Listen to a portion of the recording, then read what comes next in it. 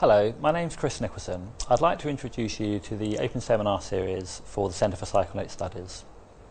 The seminars themselves have been taking place for about 15 years since the centre itself was founded by Professor Carl Filio and David Miller. Topics for the Open Seminar Series are quite wide-ranging. Often they're concerning both academic and clinical matters. Often these are clinicians trying to think academically or academics trying to think clinically about their work. They cover a range of areas such as social care, health and education. And our speakers for the Open Seminar Series come from within the centre itself, from other departments within the university, but also we draw in speakers of both national and international acclaim. One of the things that's really useful about the Open Seminar Series is that because psychoanalysis is really an applied discipline, we are particularly popular with local professionals who work in health, education and social care, and therefore the Open Seminar Series is really quite a thriving little community.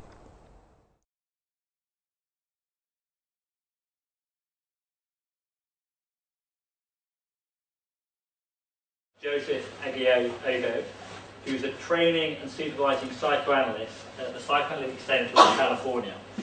And he holds doctorates in both clinical psychology and modern European history from UCLA. He's a recipient of the International Psychoanalytic Association Research Advisory Board Fellowships. He combines his clinical and research interests by specialising in the history of Kleinian psychoanalysis. And there are a number of papers that he's published. These generally appear in the International Journal of Psychoanalysis. And he's certainly currently completing a book, but he's actually just completed it, which is entitled Klein and Beyond, Contemporaries and Successors in London, 1914 to the Present. And the paper that he's going to be giving today represents the fourth chapter from this monograph. So that book looks like it will be out sometime around April. Okay, so you can look forward to that, and you're lucky because you're right in at the beginning of this exciting set of ideas. So if we're ready, Kevin, is that ready? Yep. Okay. So the title of the paper is Historicizing Melanie Klein's Concept of Projective Identification, 1946 to 1957.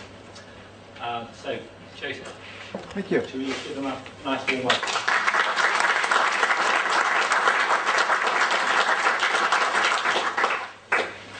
Thank you, Chris, and thank you to Debbie Stewart for facilitating our visit here, and to Bob and Jillian Hinshelwood also for making this possible. We come from a much warmer place, so my hat's off to all of you for being able to bear this climate. We just were talking with Bob and Jillian and said that it was freezing here, and they said, no, not quite. So for us, this is freezing. In California. You know, I was thinking last night, because I understand that this is a mixed audience, undergraduates, graduates, people that had interest in psychoanalysis, Jungian analysis. I have genealogy in all three, so I'll just say a little bit something about my background. I started my career having a few years of Jungian analysis, and then had a Freudian analysis, and then culminated with a Kleinian one, so I speak all three dialects. So please feel free to talk to me in any one of those dialects as you choose. You know, last night I was thinking about how I could pitch this because I knew it was going to be a mixed audience, and the image of the Janus-faced figure occurred to me because if I had to pick one centrally important paper that Melanie Klein ever wrote, it would be the paper that I'm going to be speaking about tonight, the Notes on some Schizoid Mechanisms, which she wrote in 1946. And if I think about, well, what does it say about her career from the time, let's say, the First World War until the end of the Second World War? Of course, we know that she was famous for her innovations in play therapy, that Freud had this idea that you could only talk to latency-aged children. If you think of the little Hans case, he did the supervision through the father, but it was all talking therapy. And one of the things that I think so crystallizes that period where the initial interest in child analysis was starting was when the Budapest analyst Sándor Ferenczi attempted to replicate Freud's study in 1915 with the little Hans case, with a little case he called the little Chanticleer. It was a boy who went out behind the family home, was urinating in a hen coop, and then he had his penis pecked by a rooster, was traumatized, it drove him into analysis. And Ferenczi was attempting to talk to him about his problem because he thought he had a real live case. And so, as he was talking to the boy, he said, the boy wandered over to his desk, and as it turned out, there was a little rooster figurine just by chance on Ferencz's desk. And the boy picked it up and started playing with it. And Ferenczi said, well, the hour was over at that point because he was only interested in playing. And so that really pretty dramatically gives you an idea of how the classically trained analyst at that point had no way to factor in play with toys as any kind of meaningful communication.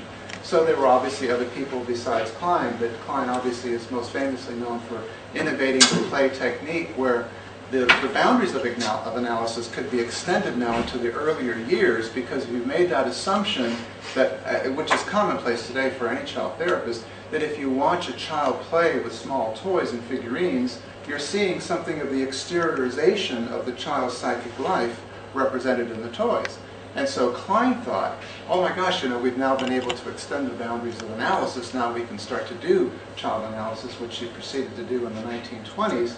And there was this way that was established of being able to communicate as well as receive communications from children.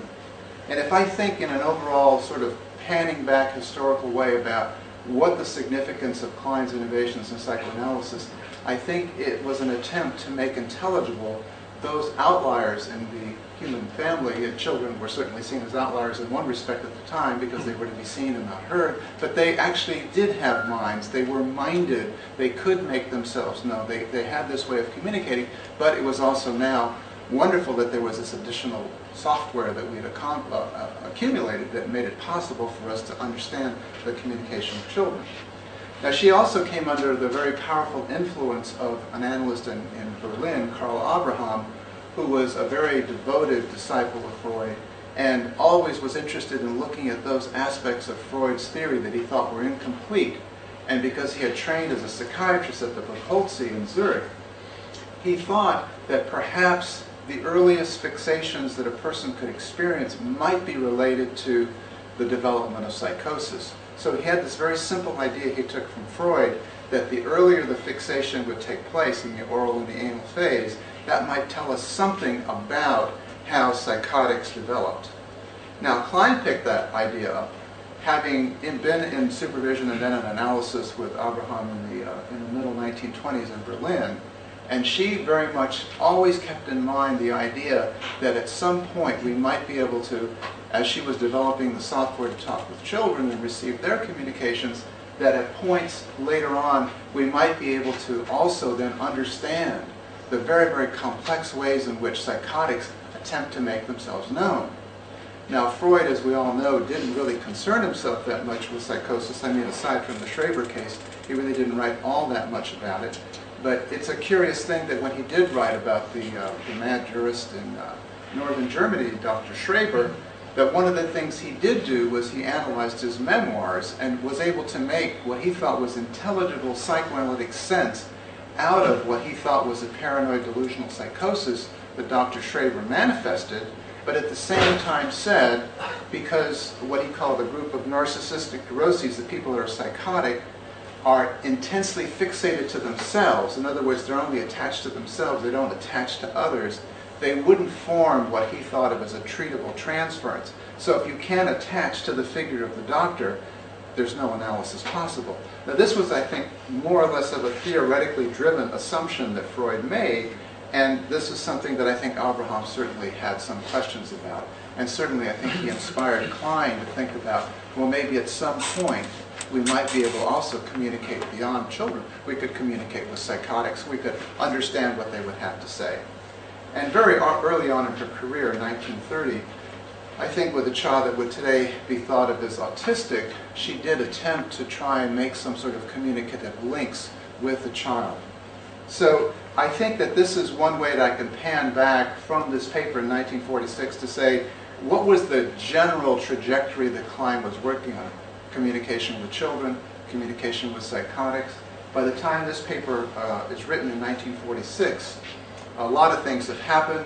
She's become a training analyst at the British Society. She's emigrated from Berlin because once Karl Abraham died in 1925, she really didn't have a mentor and a supporter. And one of the most startling things about her career trajectory is no university education, the mother of 3 children, and she makes her way to the center of a patriarchally dominated psychoanalytic movement by the late 1920s, and her fame only grows when she moves to London. She becomes a training analyst. She starts having other people in training with her, goes through a monumental struggle with Anna Freud, which is another chapter of my book, in which, you know, here's Anna Freud, who has the Freud name, getting into the family business, also pretty much from the same background as Klein in terms of no university education. But she had some quibbles with what Klein was proposing in terms of her method of child therapy.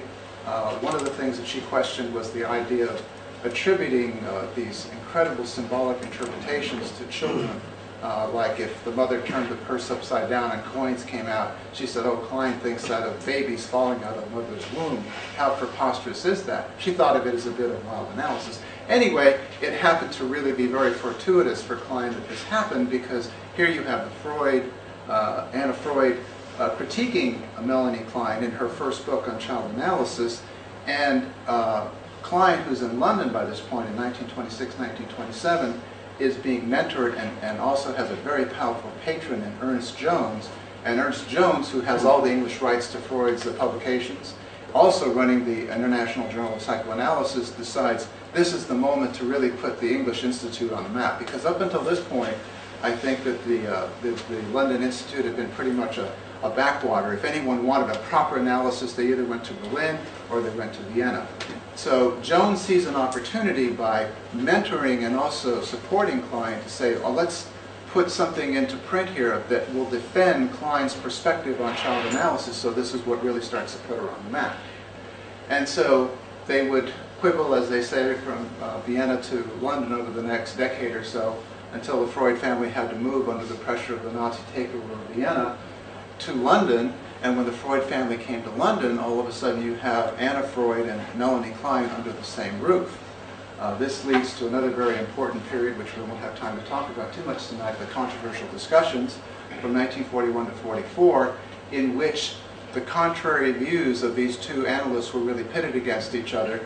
And in a typically British compromise method, at the end of this flurry, the British Society decided that they couldn't really adjudicate the truth of which clinical theory was to be preferred over the other. So we had three training tracks that emerged in 1945 in the British Society. The Klein track, the Anna Freud track, and then the non-aligned or middle group, the Winnicotts and the Bowlbys of the world, that became this group that decided to choose and select what they wanted from each theory. So that's the point that we're at this particular juncture. Now, just sort of fast forward to, well, where does this paper take us in terms of the future? I think because she tries to analyze and also map out what's going to be involved in approximating what psychotic states of mind are, that's basically going to set the table for the Klein movement for the next 15 years. And after the psychiatric medication revolution in the 70s and 80s, where by and large most analysts don't see psychotic patients anymore, it also set the table for the analysis of narcissism, which is still alive and well with us today. So by understanding something about psychotic states of mind, the Kleinians thought that this gave us a way to understand something about narcissistic expression, because let's recall that Freud originally grouped these particular diagnoses under what he called narcissistic neuroses, people that are internal, self-fixated. He grouped together like perversions, narcissism, and psychosis. So that gives you an idea of why this particular paper, if I had to recommend one paper, is the central, and it's probably the most difficult of all of Klein's papers to understand. Let me get into a little bit about what that's about tonight. In 1946, when she wrote this paper, she could say that she had really attained a position of institutional importance. She has her own training track, she has her own analysans, and she was very fortunate insofar that she was such a magnetic, charismatic person that she attracted three particular people to the movement. This is Wilfred Bion, Hannah Siegel, and Herbert Rosenfeld, all three trained as psychiatrists, and in the post-war era happened to be analysans of Mrs. Klein's. So she said in the paper, I would be most appreciative if someone could come forth and test out some of these ideas that I'm going to put forth in this paper, subjected to psychiatric observation, And that's exactly what this group did. For wherever else you might say about the Klein group in London, they were capable of marshalling and organizing very, very effectively. And I think this is the first sign.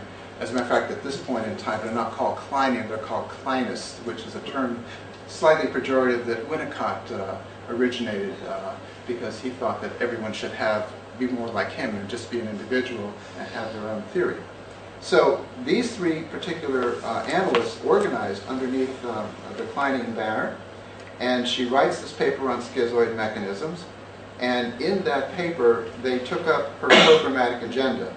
Now, one of the things that's very central in that paper, that's central to this day, and that's why I say the paper really is Janus face. It tells you something about the past in terms of her analysis of children, the incorporation of that idea in terms of analyzing infantile states of mind, which she thought is very clearly linked to psychotic states of mind, because she had this developmental schema that basically said it was an assumption that infants and psychotics traverse the same developmental positions early on in life. The problem for the psychotic is that's where he more or less stays, whereas children outgrow that. But there's always that potential to regress back to that infantile core part of the personality. So that's one of the things that she was looking to now extend by now saying, let's see if we can delineate what psychotic states of mind are. And this is what the three analysts under the Kleinian banner took up. Now, she made some rudimentary definitions of projective identification in the 1946 paper. I'm sure most of you have heard the ideas that are in that very, very complex notion of projective identification. Entire papers and books are still being written about this topic, and depending on who you read, this is one of those concepts in psychology that has infinite elasticity. I mean, depending on who you read, you can read a different version of projective identification. As a matter of fact, I corresponded with someone from University of Graham Clark who is very interested in Fairbairn, and asked me, well, you know, in the elucidation of the paranoid and schizoid position, you know, she did borrow from Fairbairn. Isn't there more that could be said about it? Well, I think the long and the short of it is because it's such a robust concept, a lot of different people have tried to claim it. People have written histories about it. But I'm just going to give you the immediate short history of it tonight. In other words, what Klein said in her 1946 paper, which had to do with not even really formally defining projective identification, but she talked about, and again, this is from an infantile state of mind, harmful excrements projected by the infant into the mother, things that you don't want about yourself. And again, this follows Abraham's notion of the gastrointestinal model, that we rid ourselves of waste, which we don't want. We rid ourselves of wasteful things in terms of anal projections. We put it onto somebody. Infant projects it onto the mother. And then, of course, attempts to have some sort of separateness from the mother in terms of not either wanting to be phobically attacked or persecuted by the mother, or have some sense that he can control the mother by some sort of anal mechanism. But they were aspects of the self that were disowned by the subject and felt to be part of the mother. So the mother now becomes the bad, analyzed self.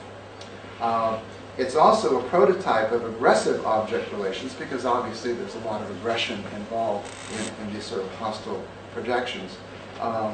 But I would also want to remind us that at this time she was talking about something that was really much more of a conceptual idea, and what she needed was someone to come along, because she had only had the one case study that I told you in 1930. She had really not had much on-the-ground experience analyzing psychotic states of mind. This was more of a theoretical expectation that this was possible, and it was very handy for her that she had three very, very brilliant psychiatrists in her practice that were willing to test these ideas out. So the first one that I want to talk about is Herbert Rosenfeld. Rosenfeld, a German Jewish immigrant, came and had an analysis with Klein, and had been very interested even before he met Klein in the treatment of psychosis in schizoid patients, wanted to see if they could be treated with psychoanalysis. And again, you have to know that right there and then you already have someone going against the Freudian canon. Because if you're listening to what Freud has to say, he says psychotics really aren't analyzable. So we really would best leave them off to have someone else deal with them. But Rosenfeld thought this was a challenging idea to see if that could be done, if there was some way we could understand and elucidate what psychotic mechanisms were all about, based on this understanding that Klein was evolving about the paranoid schizoid position and the depressive position. So one of the first ideas that he postulated from one of the patients that he saw was the notion that he called the massive confusion of self and other. One of the things that he says psychotic people tend to do as a main course is to confuse their self-experience with the experience of others. So now he starts to begin to contrast the experiences that he's having clinically with what Klein has postulated in her notion of projective identification, where you're trying to get rid of the bad aspects of self, you project it onto the mother or the analyst, and then you take some distance from it. He said that he thought that psychotics were so much more profoundly confused that they couldn't actually attain that developmental accomplishment. In other words, to get rid of the bad stuff, put it onto somebody else, and then take some distance from it. He said a lot of times it happened the other way around, that the psychotic would remain identified with the bad aspects of self, and then the analyst or the mother would wind up being identified with something that was good. At any rate, it was a notion of profound confusion of self and other, which fits very, very seamlessly, I think, with this notion of psychotic transference. And so again, these are people that are really pioneering in an area that really hadn't been discussed that much by Freud, in which he basically said, if you look at Freud's notion of transference, one of the things that's always present in the transference situation is that as the patient, you can always have the feeling that there is something that you're not wanting to own about yourself that you've now projected onto the analyst. There's an as-if quality to it where you're saying, well, it is me, but it feels like you, and that's really what we're here to sort out.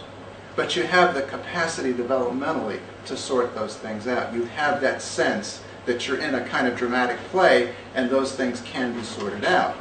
Now, Rosenfeld said, by contrast, the psychotic patient can't do that. They can't sort out what belongs to them, what belongs to the analyst, and so there's a confusion, who's aggressing on whom. And in one of his first case studies, a very famous case study he wrote in 1947, the case of Mildred, he thought, exemplified exactly that kind of notion. She thought of Rosenfeld, who was the analyst, as the devil trying to force himself into her mind so that he could muddle things up. So needless to say, the idea of having a person in that kind of state of mind attempt to own that she was projecting onto him was patently impossible. She would have understood it as just merely his way of further aggressing upon her. So he had to tolerate that idea that she saw him as the devil trying to force his way into her mind to muddle things up. But this was a first attempt to actually give some additional clinical meaning to the notion of projective identification. And so he talked about it as a notion that occurred in a pre-splitting kind of way. In other words, where you have the normal infant that can project bad excrements and then remain identified with something good, you have something the other way around in this period of early disintegration and confusion. So the patient would be habitually identified with something that would feel bad and self-persecuting. So that's the case of Mildred. Needless to say, the analyst can't remain the one who's confused in that situation. So one of the things that was really a premium in that situation was the analyst was the one that was identified as the person that made the discriminating perceptions in the situations, that knew how to sort things out and keep things straight. So that's a little bit about Rosenfeld. The idea of forcefulness is attributed to Rosenfeld, and he is the only one between the period of the first paper on schizoid mechanisms in 1946 and 1952, where Klein then issues a revised version of the paper, and she really didn't revise her papers all that much, so I think it's always significant. And this is now me talking as a historian, because among other things, one of the things I'm very interested in is tracking textual shifts. So no matter what theorist you may be interested in, don't read what you read in a collection of essays about Jung or Ferenczi or anybody else you're interested in. Always go back to the original and see if, in fact, any additions have been changed or altered, because more often than not you'll find things in the first original journal appearance of an article than the way it will look later on. But certainly I think it's true about Klein's revision of schizoid mechanisms, because by the time she reissues it in 1952, paranoid and schizoid, which we always think of as together, actually were quite separate in the first article. She joins the ideas of paranoid and schizoid together, and now she's much more confident about saying, here's a formal definition of projective identification, and has this idea of forcing oneself into the object. And when she has this definition in the 1952 paper, she has a little footnote where she cites Rosenfeld's work, which I think is pretty good evidence that she actually got those notions of forcing oneself into the object from Rosenfeld. So by 1952, there's a more formal definition of projective identification, and at this point, a second contributor becomes involved. And again, I'm taking them up in sequence. So very clearly, it was Rosenfeld and Rosenfeld alone who made any attempt to deal with projective identification between 1947 and 1952. Then Hannah Siegel becomes involved and gets interested in the whole notion of symbolization. Now, symbolization also has a very long history in psychoanalysis. If you go back to the Dream Book, the whole notion of symbolization, if you use the topographic theory, is a compromise between what's unconscious that's trying to emerge. You have instinctual urges that are trying to reach the light of day. Then you have whatever the censoring mechanisms are that act on those impulses. And then they form the compromise, which is the manifest dream as we remember it. And in those manifest dreams, we often find symbols. So the whole notion of symbolization, according to the topographic model of Freud, was the notion that it served a defensive function. Now, there were various elaborations of it, and again, back to Ferenczi, who made that attempt to analyze the young Chanticleer. Ferenczi had the idea of what he called symbolic equations, where he said that you could equate, the child would equate certain organs with external objects. So Klein picks up this notion of symbolic equations and develops it in the case that I mentioned just briefly, where she was looking at this autistic boy who refused to play with toys. And so one of the things that she started to do, which is very uncharacteristic of her, is that she would suggest certain scenarios to him, which he eventually wound up taking up. But there was obviously, as you would expect with an autistic child, extreme constriction in terms of wanting to use the play space to express himself. Hannah Siegel picks this up and starts to notice that in certain cases that she tries to treat of psychotic patients, that psychotic patients have a tendency to make what she would have thought of, and we would think of naturally, as false equations between certain objects and what the objects represented. So for instance, there was a patient that she saw that she claims was the first patient to be seen in analysis in England, the case of Edward, in which he had been in carpentry class and he made a stool. And she thought, well, it might be nice to talk about that with him. And when she did, he got very, very embarrassed, because in his mind, in the psychotic state of mind that he was in, the idea of making a stool was shitting himself. So it became a source of tremendous embarrassment. And that was what started getting her attention more and more, this kind of false equation that the psychotic would make between things and the things that they were attempting to represent. So she said, well, we have to play that in. We have to understand. And again, it is the language of symbolism that we deploy in dreams as normal neurotics. But the psychotic is particularly fixated in the idea of equating things with what they represent. So there's another very important idea. She said it was profoundly difficult to talk with Edward about any sense of feeling castrated. I mean, we might use that as therapists as a metaphor for feeling ineffectual or feeling powerless or feeling helpless. But again, when he heard her say the word, he was thinking he was literally castrated. So then again, it became a source of tremendous inhibition, and they weren't able to talk. Anyway, she thought that this idea could help us again understand what it meant to have the experience of being in a psychotic state of mind. One trajectory that I think the Kleinians are very interested in accessing at this time is, what does it mean to be in a psychotic state of mind?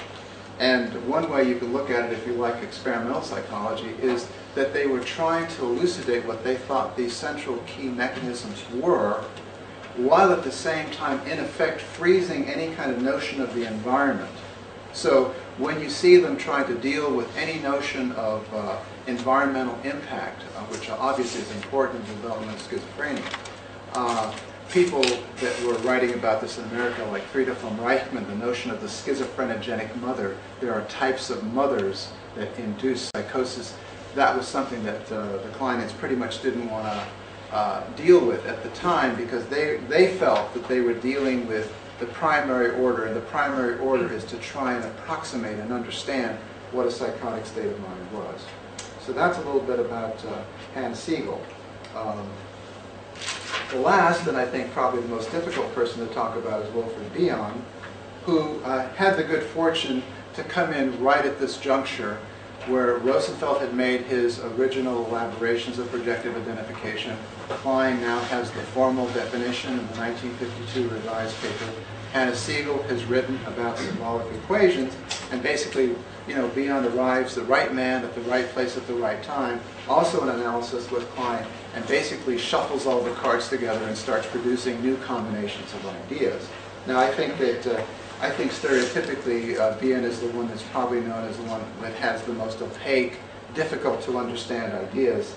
And I can remember being a candidate at our institute, which is the only British object relations-oriented institute in the United States back in the early 90s. When I went to my first Bion seminar, I just absolutely couldn't understand heads or tails of what it was he was writing about. But I noticed in the Introduction to Second Thoughts, which was a collection of his essays from 1967, he said that I like to write in plain expository English. And then you flip open, I just flipped open randomly to an open passage, and there was a Euclidean theorem in geometric speak, a quotation in Latin, and some obscure play from Shakespeare, all in one paragraph. And I thought, this doesn't sound like clear English to me. I raised it to the seminar leader, who got very annoyed and said, well, it's pretty plain and pretty direct to me, but so it goes. And I found myself actually quite put off by Bion for a number of years before I was able to actually come back to it and appreciate it by beginning at the beginning. And I think that's a wonderful place to start. His early papers on readerless groups and experiences in groups, I mean, it's just so fundamentally key to what the experience of group therapy is like. And comes up with some very innovative ideas that are a little bit easier, I think, to enter into before you get into the period that we're going to talk about, which is his papers on psychosis. Because with Bion, you have a number of different interesting confluences. One thing that I've noticed in my own research, because again, I like to track texts in the beginning and see how they develop over time, he too has a paper on group dynamics, which he revises. He wrote it in 52, and then he revises it again in 55, and there's a number of shifts that are going on in that time period. But one of the things that he takes up is something that becomes absolutely central, and still is central today to the Kleinian development, which is the notion of the communicative impact of projective identification. So let me just contrast very briefly and very in a kind of caricature form of what Klein's definition of projective identification was, because she says it's an unconscious fantasy. Remember, we're talking about unwanted excrement and projected out. So it's an unconscious fantasy that you're trying to rid yourself of. And in that kind of intrapsychic model, the analyst is kind of an objective decoder of what the fantasy's meaning is. So this is sort of like a caricature of Freud, the objective neutral analyst who's supposed to decipher the meaning of the particular unconscious fantasy is just going to do that. Now, in Bion's elaboration of it, he said that he actually thought that, yes, that part was true. It was a necessary element in the definition of projective identification, but he also added this other aspect of it, which was it also has, listening to certain fantasies can have an impact on you as the analyst listening to them. So he started thinking about the communicative impact. Now, I think he was obviously moved in this direction because he was dealing with psychotic patients. If you've ever talked to anyone who's psychotic, it's quite jarring. I mean, it immediately puts you into a world that you don't really have much escape from because it's sort of forced on you. And one of the things that he was very taken by was the violence. And again, think of Rosenfeld's idea of the analyst forcing himself into the mind of the patient so he could confuse her. So the idea of forceful projection would have an organizing impact on the analyst. And so this is something he became very interested in. One of the very key ideas he also evolved as he was doing these analyses of psychotic patients was the whole notion that the psychotic attacks his own mind. Okay? So the notion that there's such a hatred of reality that you wind up attacking your own perceptual apparatus is something that's very key to Bion's ideas at that time. Now again, as the analyst in that situation, you're the one that has then, you're the repository of being able to make sound discriminations, being able to keep things straight, being able to help people sort things out. And sometimes, obviously, that would arouse envious attacks on the patient's side because, you know, there they see you plodding along, being sane and doing all the things that they can't do. So obviously, you thought that that would stir up a tremendous amount of envy. So here you have some ideas that the Kleinians have come up with. You have Rosenfeld's massive confusion of self and other. You have Anna Siegel's notion of symbolic equations. Now you have Bion's notion of the attacks on one's mind, and then forcefully attacking the analyst in the communicative way, so that that has an organizing impact on the analyst. So I think these folks were so involved in trying to evolve these notions that they really didn't have much time to think about, well, are we going to evolve some sort of systematic way of treating psychotic patients? I think they were just too much in the throes of what was going on. Reminds me of what someone asked Talleyrand once, why didn't you keep memoirs while the French Revolution was going on? He said, well, we were too busy living it to have time to sit down and write about it. And I think these folks were in the same situation. They were very much involved in the analysis of psychosis, and the whole idea of systematizing any kind of treatment regimen would have to wait until later on. But as far as treatment was concerned, Klein had some notions at that time about what were important things, and all of them were, of course, interested in developing these notions. Of course, there's the notion of transference psychosis, which completely goes along with the idea of the confusion of self and other. And they also, as I said before, tried to focus primarily on the internal psychological situation of the patient. The role of the environment really would remain secondary during this time, ignored, as were some of the writings of the Americans on this question at that point. So what they tried to do was to see if they could make some kind of contact link with the patient. So obviously, with the notions we've talked about already, that gives us a sense of what our software is going to be. And so to make any patient feel that you've understood what they're saying, you have to be able to at least subjectively, empathically be able to play it back to them in a way that they would find convincing, like, yeah, I think this man actually does understand what I'm trying to say. And so they did that. I also mentioned that they were very, very persuaded. As a matter of fact, Bob Hinchell has written a paper on Klein and countertransference, which shows that Klein, even though she didn't subscribe to this notion of the communicative impact in any kind of formal way in her published writings, had some sense from her supervisions with these folks and others that certainly there was something very, very jarring and mind-splitting about being in a room with a psychotic person, so that it could have an organizing impact.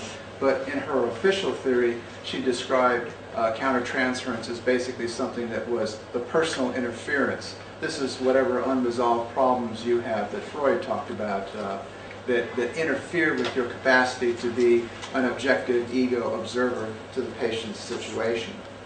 So I think that Bion certainly was the one, I think, that was single-handedly the most important in terms of understanding this profoundly organizing impact that the communicative aspect of the countertransference had.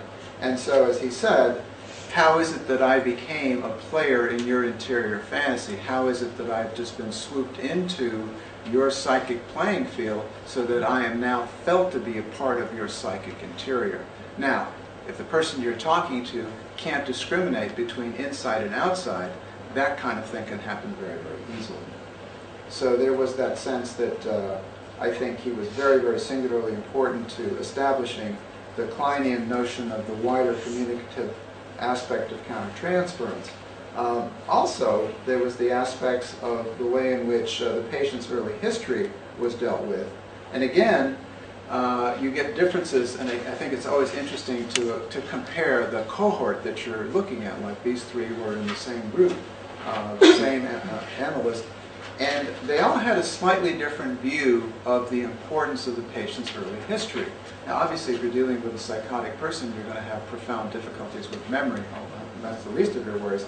And so, in general, I think Hannah Siegel was much more like Melanie Klein, where she would try and take some aspect, if there was an aspect of the recoverable, of something the patient might remember about the early experiences they had, and try to make, in the Freudian sort of way, a past to present link with something that would happen in the transference. So, for instance, if we just take the example of Edward, who had the issue of having made the stool, obviously you're going to be spending time talking to a patient like that about being able to accept that in his mind, in that symbolic equation way, he's just made a big fecal mess in your consulting room, and you're going to have to deal with his shame and his sense of embarrassment and all the rest of it before you might even get around to thinking about what messes are there from the past that might be linked to this current state of affairs that he's dealing in the transference with you now. But presumably, if you could do that kind of work, get beyond the inhibition, be able to work it through in an interpretive way,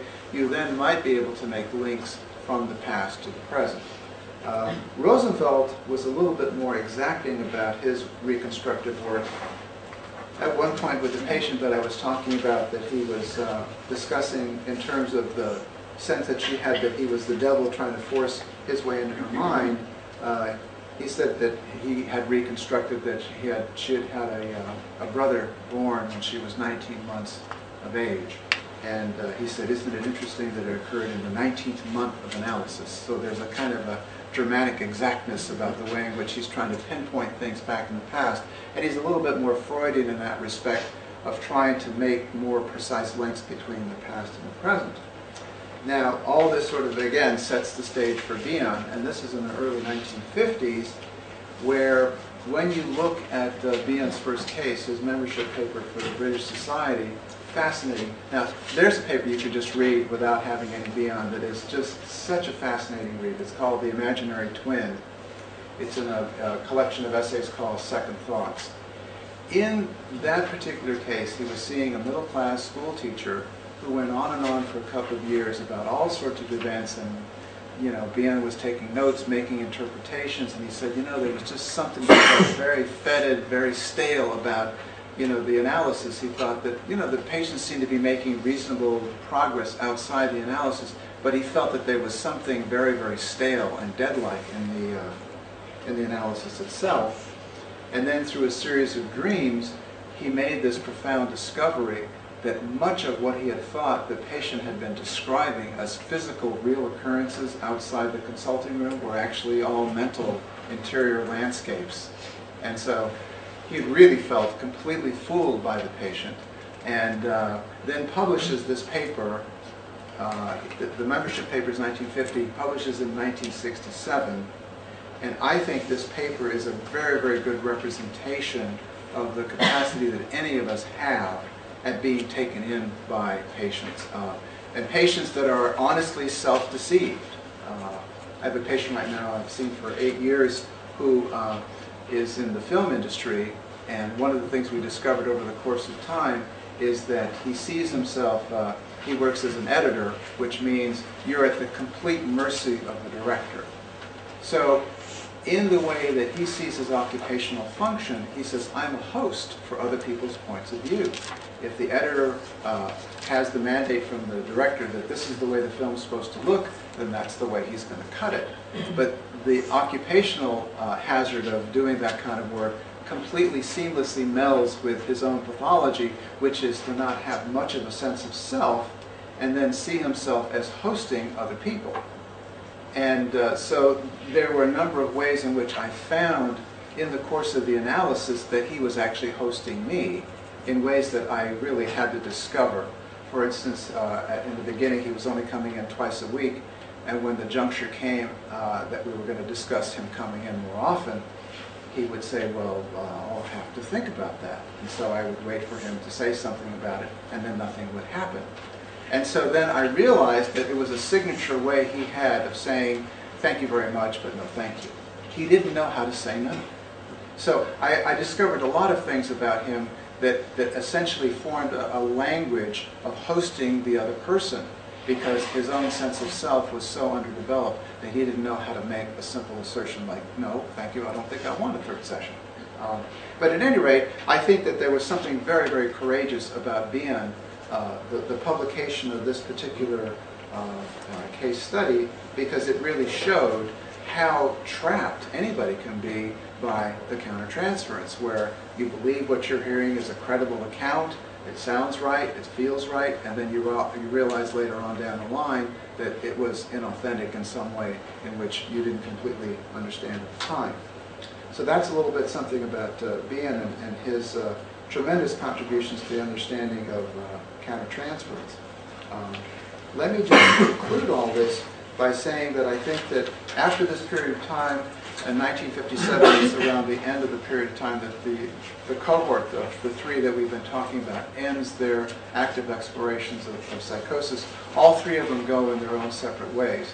Hannah Siegel goes in the direction of becoming a great popularizer and teacher of Klein. She writes this seminal handbook, The Introduction of the Work of Melanie Klein, which we're still reading today, published in 1964. Wrote a lot on aesthetics and literature, but really didn't do too much more with the analysis of psychosis, at least in terms of her active publications. Herbert Rosenfeld went on to a very, very distinguished, was distinguished by what he did in the psychosis period, but is probably most famous and remembered for his work on clinical narcissism. In fact, I'm giving a paper on Saturday on Rosenfeld's contributions to clinical narcissism at the UCL conference that's going to honor the contributions of Ron Britton. But he's a central contributor to the notion of narcissism. And again, just a little footnote on this, the whole analysis of psychosis is very, very strongly prefigures his interest in narcissism. Because again, remember that Freud grouped the narcissistic neuroses as an entire bunch, and from that Rosenfeld derived the understanding of narcissism. And again, that was, you're fixated internally, your attention is turned inside, so you're relatively less concerned with the outside. It wasn't too far from that to get to the whole idea that Rosenfeld became very famous for, which is this notion that unlike the way a psychotic confuses himself and others, the narcissist instigates attacks on an object that they have deemed to have good and desirable qualities that they want to appropriate something from. So they want to have what my colleague Jim Grotstein calls bad dialysis. They want to leave the bad stuff with the object and take the good stuff with them. So that's what we think of when we think of narcissistic appropriation. Anyway, I think that Rosenfeld was very central in the development of those notions of clinical narcissism. And then, of course, Bion went on to the career that he went on to, the theory of thinking, which ironically evolves out of this period where he's working with the psychosis papers. And probably today, the single most written about analyst in the world of psychoanalysis. In the last issue of the International Journal, there's a big debate that goes on for 30 or 40 pages about, did Bion have anything substantial to contribute once he left London in 1967-68, moved to Los Angeles, where he had what some people thought of as his California period or his late period, where he went either crazy, psychedelic, mad, or had a heart attack, or a combination of all four. But basically what he produced wasn't really worth reading. And people are debating these kinds of issues today because, again, if you think some of his earlier writings are opaque, try reading his California period. That's even more challenging. Anyway, I think the hour is drawing near, so I think I'll stop there. And thank you very much for having me. It's very nice to meet you.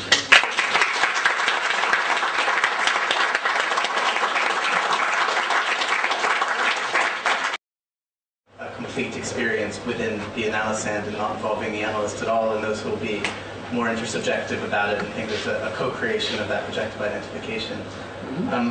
I just wondered if there's something you might if you had some thoughts on that. Okay. Why don't we gather some comments and then we'll see where the group is, because I'd like to have a sense of hearing a number of voices before I just respond to anyone in particular that have your question in mind. Anybody else?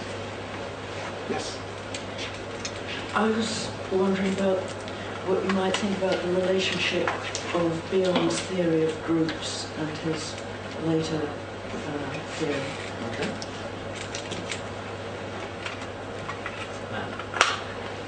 I'm interested in the afterlife of the concept that you alluded to right at the beginning, that obviously it's come to mean a vast amount of different things. But at some point, one of the ways in which it was taken was as no longer referring to a psychotic mechanism, but as being applicable, being very, a concept that was usefully applicable in all sorts of other contexts to describe more normal kinds of relating. And it can start to describe any kind of mental relationship. And certainly it's been taken up in sociology in lots of different ways by certain kinds of writers. So I'm wondering if you could say anything about the point at which it might kind of escape from the circle of interest in psychosis and suddenly taken on that kind of more diffuse note. Who was it? Was it Bion's work on thinking? Was this some later point where it kind of moved away from that original focus? Yes. Yeah, look, I'm a social historian, and I found it a fascinating paper, and you talk very interestingly about how these analysts were thinking about, or to what extent they were thinking about the patient's earlier history. But I felt that your account of these three figures was actually working very strongly within the kind of clinical space, but that there wasn't much social history around there. So I wonder if you're thinking kind of in terms of social context. For example, I'm fascinated to know how much these three figures were communicating with each other, or how much they see each other as rivals for Klein's attention. I mean, what would the social context, what would the story be there, and how might that relate to the different developments that are going on around Klein? It's very interesting.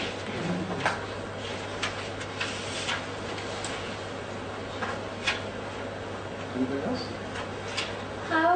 How the analyst starts feeling in his own body the emotions that have been projected on him.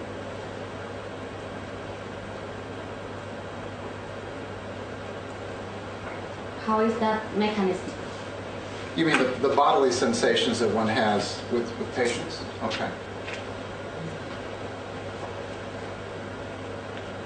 That's a very rich variety of comments.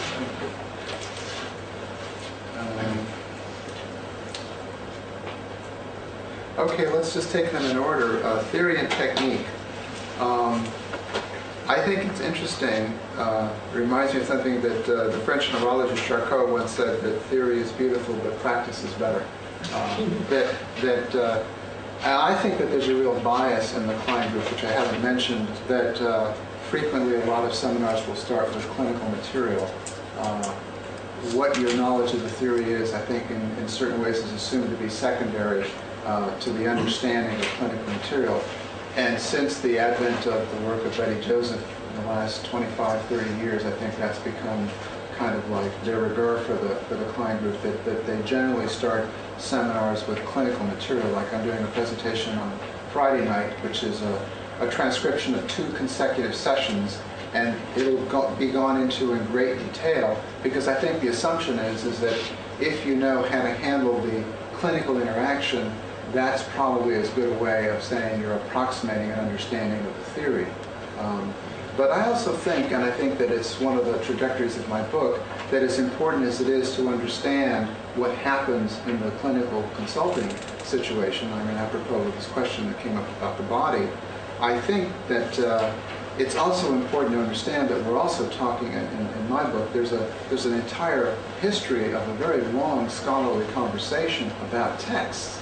And I think it is an important idea to try and get the texts right, so that you can start to see where these ideas begin to split off. So, for instance, we can pretty textually define Klein's notion of the unconscious projection, the intrapsychic projection, as pretty much hers, and also then see Bion's elaboration of it, which is right there in his 1955 paper.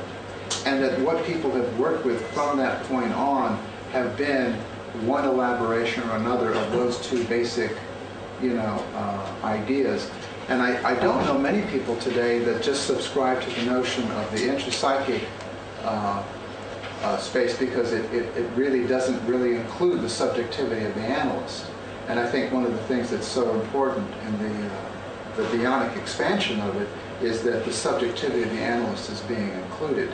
Now, having then said that, you'll then see different intersubjective expansions of, there's the American version of projective identification, which doesn't sound anything like, anything I think a Kleinian would accept, where they, and I'm not familiar enough with it to know, but I know that the whole idea that you're co-constructing a field really, I think, starts to democratize the treatment situation in a way that I just don't feel very comfortable with. I mean, there are clear, different authoritative lines about who's the patient, who's the analyst, who's the adult, who's the infant, that can get mixed up. But I think that maybe that's a little bit over democratizing. But you can then start to look at different authors in terms of what they do to elasticize it, because I think it's a term that has a lot of cachet, so a lot of people want to appropriate it for whatever reasons, but then they wind up stretching it in different directions. To the question about the groups in this late period of thought, that's a challenge.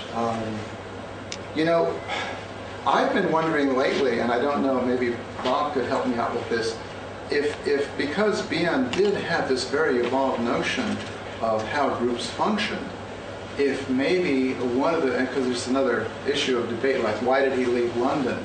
There's a very poignant letter that D.W. Winnicott writes to Bion, which I thought was very generous on Winnicott's part, because one of the things that's very striking about Bion is that he rarely ever cites, I don't think he ever cites Winnicott, and it's impossible that he wasn't affected by him, but Winnicott, on the eve of Bion's leaving for Los Angeles, said, this is going to be a grievous loss for our institute if you leave London.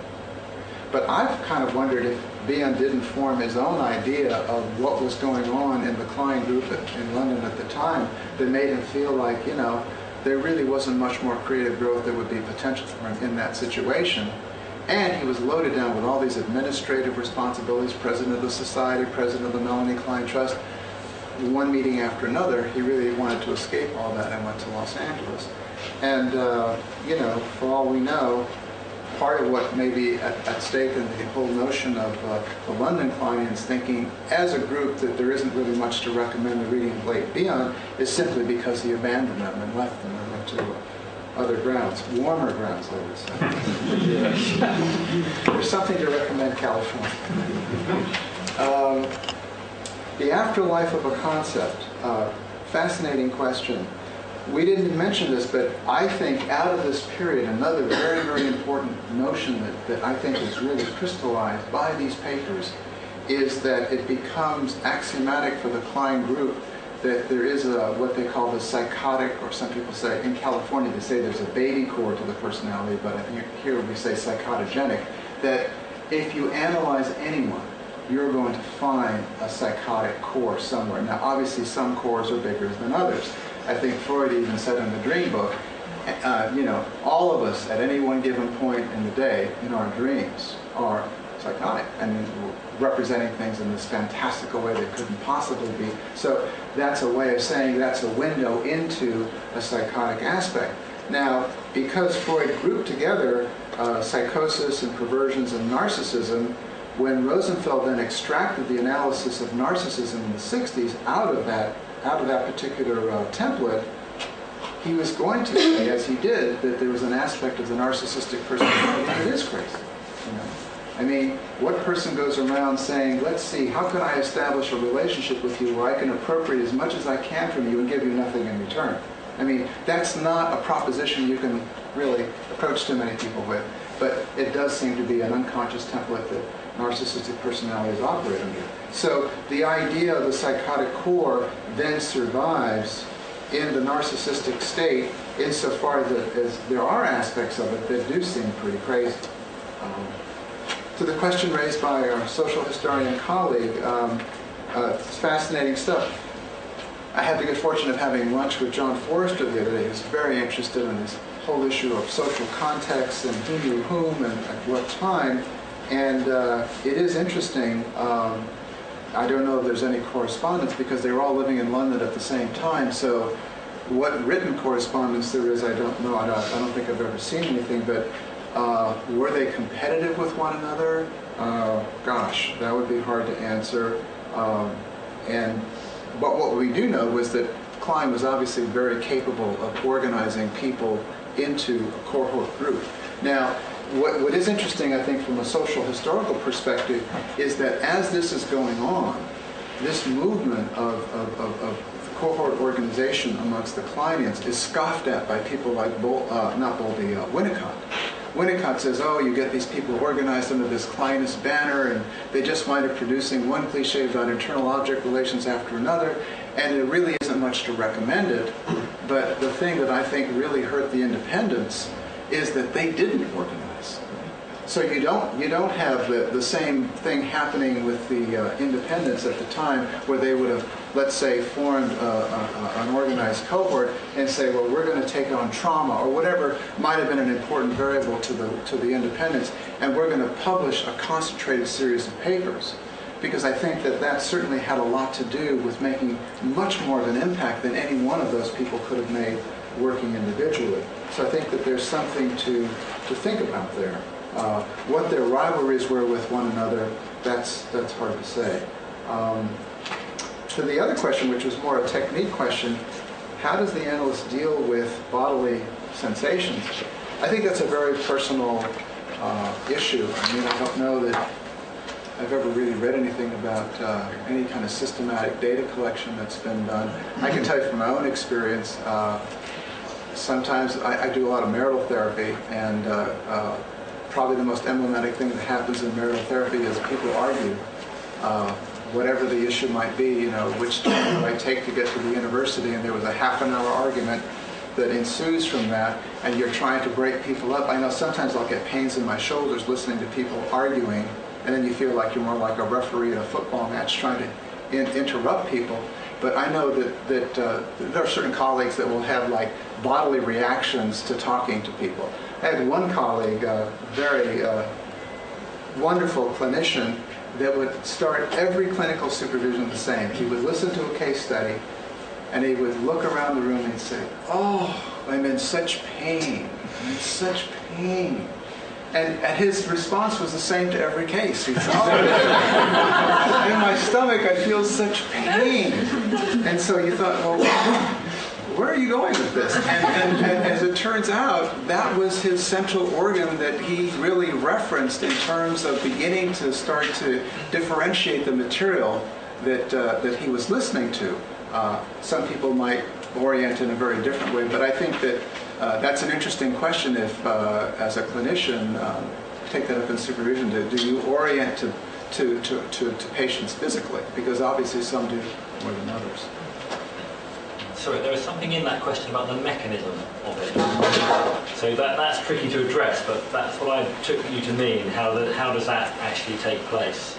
I think we can address that, and I don't expect you to be able to address that, but I think that's what you were trying to say. Yes, it's interesting anyways, but it was how is it possible to feel in your own body as an analyst something that it's not yours? So because you are listening to some material, and then something, I mean, that's the question about the mechanism, starts to happen in your own body. So how can that be possible? You listen to something, and then you start feeling something in your body that they don't belong to you.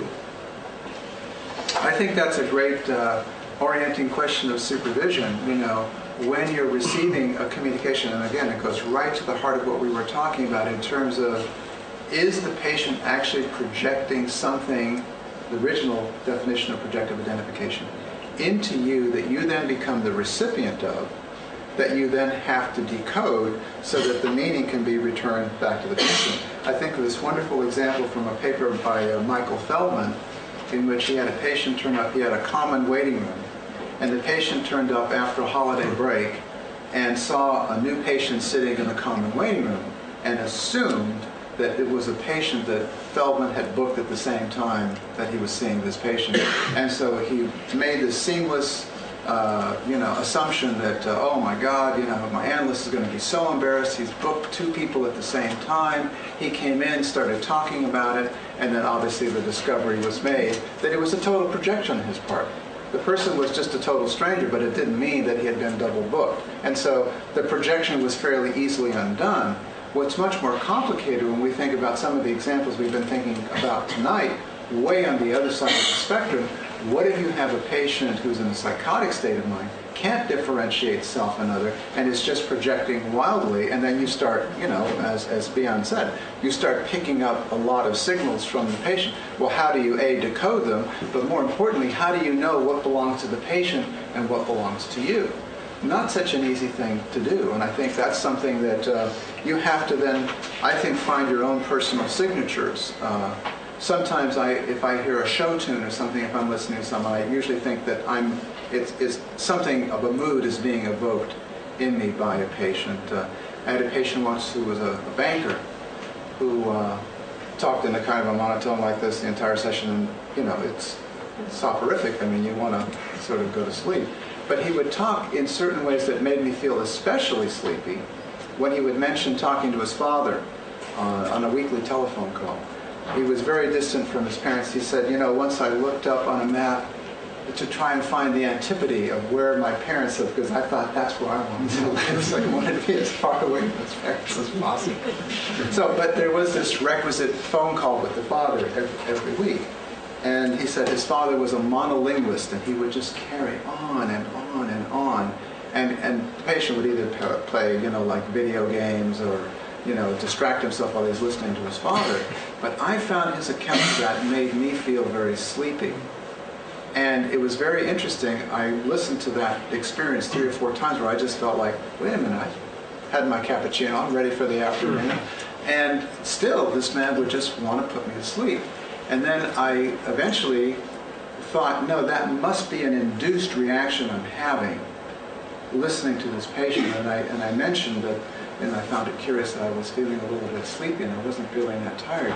And he said, that's curious. He said, I always feel sleepy when I listen to my father. No matter how much I try to distract myself, as he's carrying on his monologue, I always feel like I'm going to wind up falling asleep. And the worst thing is my fear that he's going to catch me napping on the phone. So in that instance, that was, one of those unconscious to unconscious communications where you wind up feeling it in your body.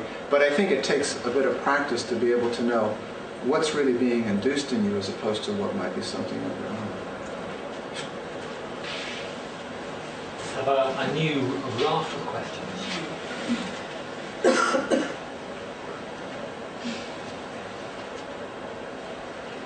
I wanted to pick up on your comment about the way the Kleinings sort of neglected potentially the impact of the environment.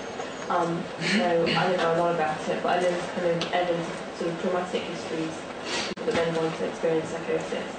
And I wonder if there's, if you can say some more about if there's any been any redress there, or how Klein thought currently conceptualizes both the internal psychic mechanisms but also external events and the impact of them. That's an interesting question because one of the signatures of my own research, as I discovered as I started wrapping up this monograph, is that I'm much more interested in people's collaborations than I am in their falling out. And so I wrote a chapter on Klein's collaboration with D.W. Winnicott, which lasted for many, many years. And I found as I looked in the literature, most people seem to be interested in a very, very bifurcated view, which is you read Winnicott biographers and they'll say, well, Klein really didn't give him very much, but when he hit the position of the transitional objects paper in 1952, then he's meteoric after that. Or the Kleinians that dismiss Winnicott by basically ignoring it. You can search. As a matter of fact, I searched a lot of Kleinian handbooks and found 6 references to Winnicott. I mean, this is Winnicott. So all 6 references were in the footnotes. It's stunning how he could be ignored. But they had this very intense collaboration from the mid-30s to the mid-40s, in which you have this woman who was the premier child analyst working with a pediatrician, And the question that we'll never really know much about, because there's not much correspondence with him that we haven't seen so far, is who influenced whom.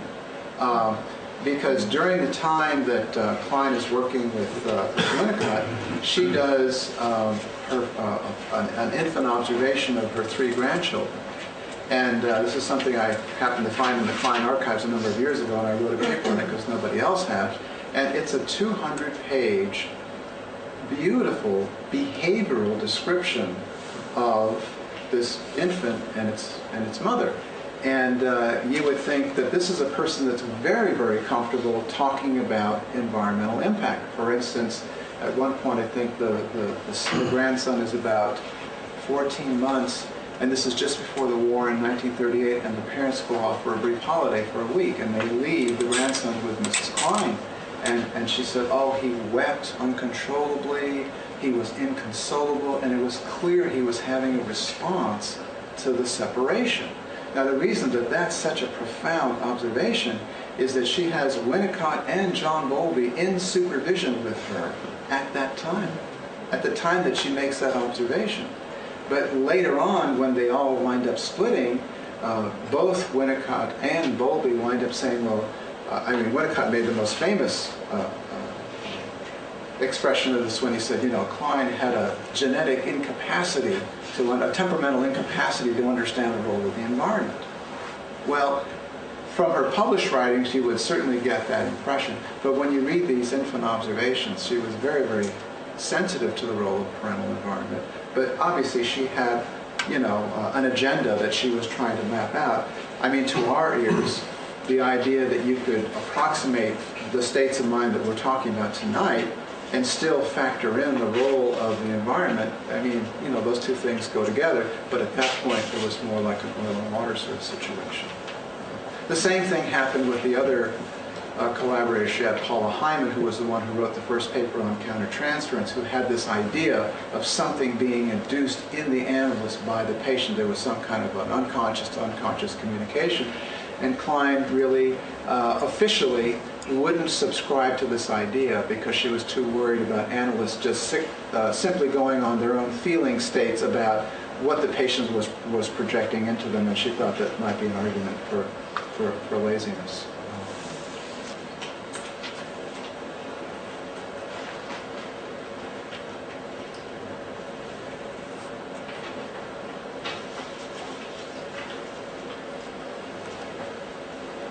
Any random associations?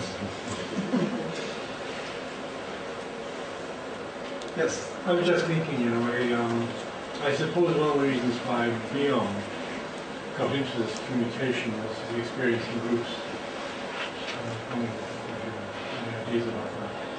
Yes, this came out of just reading in sequence his papers on groups and his papers on psychosis. And what I saw is the period from 1948 to 61, where he publishes that group of paper, Experiences in Groups. He intertwines. He writes a paper on psychosis, he writes a paper on groups. And it tacks back and forth. And so I thought, well, maybe there was some other meaning for his being able to do that. And one of the things I think that makes some of these notions a little bit understandable in a different way is that he was thinking about, and this is what we spent our time talking about tonight, the psychotic state of mind, how the psychotic can attack himself and then attack the analyst in his communication. But then, what does that individual look like when you put him in a group?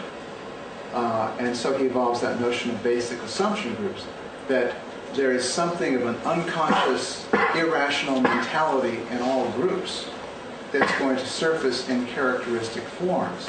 Now, the thing that I found so riveting about those contributions was that he said he did not think the way Folks did of a collection of people as all discrete individuals that are all projecting onto him in the figure of a group analyst. He says, no, there's a group mind, and the projections that each person makes to what will ultimately register in the analyst's mind as the group projection, he says, are a function of anonymous contributions, which is a lovely phrase. In other words, I mean, as an analyst, if you've ever had a group or a therapist with a group, you can't sit there and say, what is so-and-so projecting onto me? I mean, you'll miss the whole flow of what's going on. You have to get more of the flow of what's happening in the group and have some sense that maybe there's a need for the leader to be a messiah or a doctorly authority or a particular sort of a role. But those contributions that each individual makes, they make anonymously. So he was saying he wouldn't be able to decipher one from the other. And I think that those kinds of experiences, I think experientially gave him a footing that the others didn't have because they were all just doing individual analysis. And I think it made him feel a little bit more confident about what it was he was receiving that he could read out as the countertransferential impact. So I think that there's a lot more to be said about being able to sort of weave back and forth between the psychosis papers and the group papers to understand how it was that he was able to evolve these notions that were really just so far ahead of its time that really, I think, in certain respects, we're still trying to catch up with what he did back in the 60s. Yes? I wonder, can you comment about the autistic children with projective education? Do they have the capacity to have this internal mechanism? Because some people might say there's no mind in autistic person. And if there's no mind, then how could this happen? Right, right. Yeah, I think that really your question, I think, is kind of at the cutting edge of, I think there's some people in London working on this whole notion of how to integrate autistic states of mind with some defining notions that we're talking about. There's a person at our institute, Judith Matrani, who's written a lot on psychogenic autism. And it's true when you have an autistic patient, it's an animal of a different kind. Because the patients that we're talking about, like let's say the narcissistic patients that withhold themselves or attack in this kind of aggressive and appropriating way, are difficult to treat. But autistic patients, I think, are different insofar as they are, withheld within. The mind is a much different animal to try and access.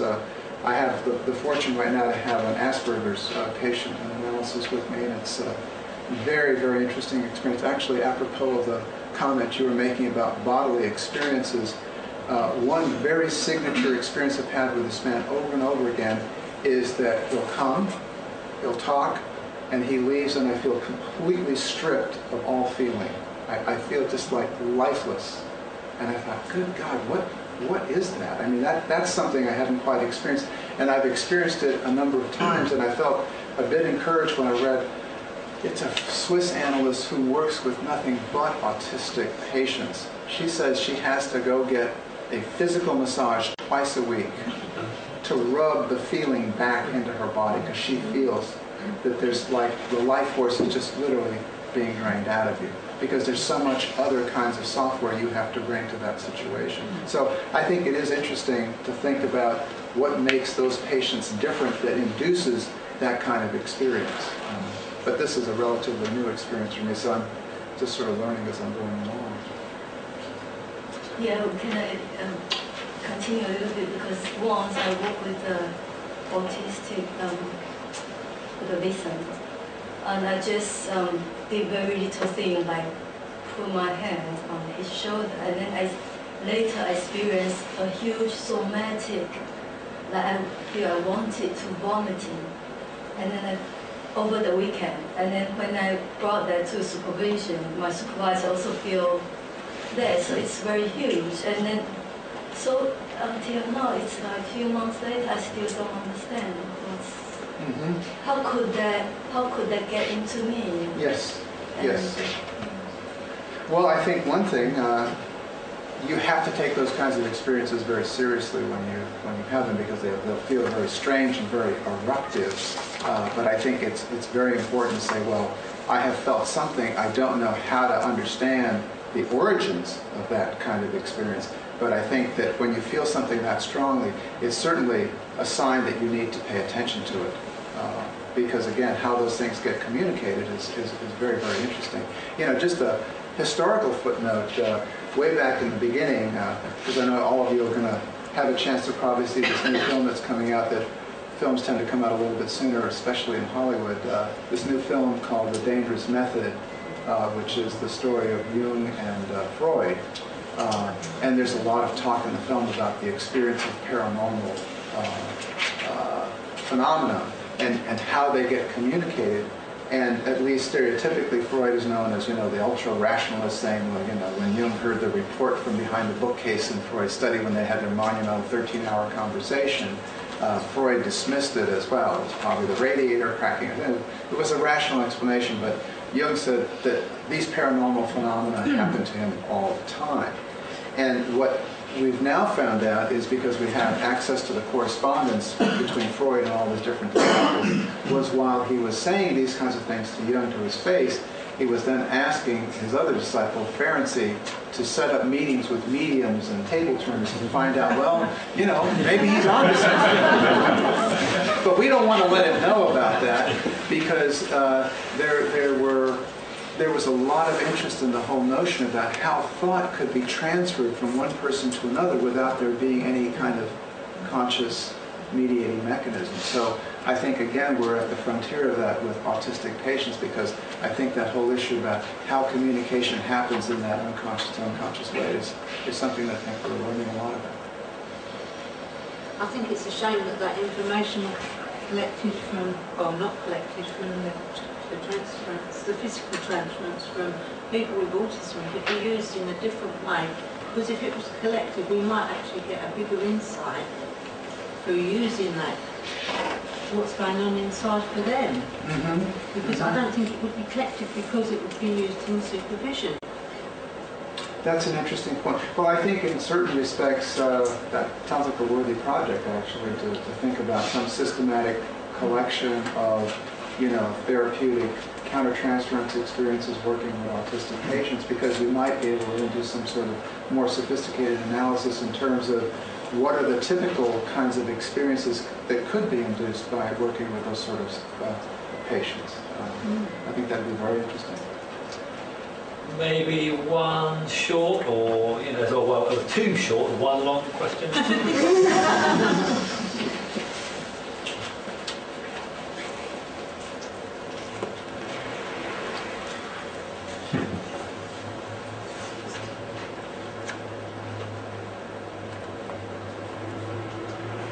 Well, I mean, you said so much about the clinical component and historical, and you've already answered the question I was going to ask about Paula Heinemann.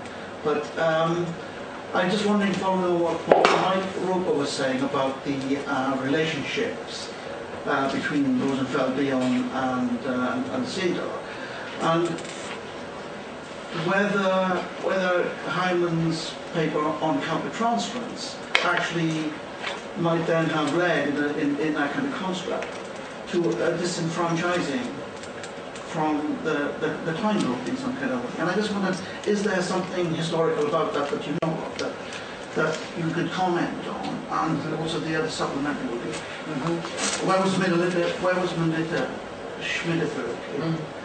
I think she was in New York at that time? I don't think so. Interesting question. I know that there's this one supervisee of clients who's still alive in Paris, James Gamble, who's written a little bit about this, who, according to Gamble, who was in supervision with Klein at the time that Heinemann wrote that paper, said that Klein really tried to dissuade Heinemann from giving this paper at the IPA Congress, I think it was in Zurich or Geneva, that summer of 1949. And again, what exactly were the stakes of that, we don't really know. She had been in a very, very long analysis with Klein, 16, 17 years at that point. And there was some exchange of letters, I think, in which she said, do you expect me to be under your shadow forever?